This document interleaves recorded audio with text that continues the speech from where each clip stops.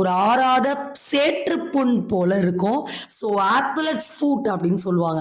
இந்த பர்ட்டிகுலரான athlete foods problem இருந்தா, விரல்களுக்கு நடுவுல இப்ப நம்ம காமிக்கிற மாரி இந்த கூர்மையான புண்கள் ஏற்பட்டு, தாங்க முடியாத அரிப்பு, நமிச்சல், எரிச்சல், வலி, வேதனை உண்டாகும். ஸோ அப்ப இது ஆறாம பல வருஷ காலமா கால்கள தண்ணீர்ல வைக்க முடியாம நெறைய பேர் கஷ்டப்படுறாங்க. ஸோ காலின் பாதம் இந்த மாரி பொளந்துட்டே போகும்.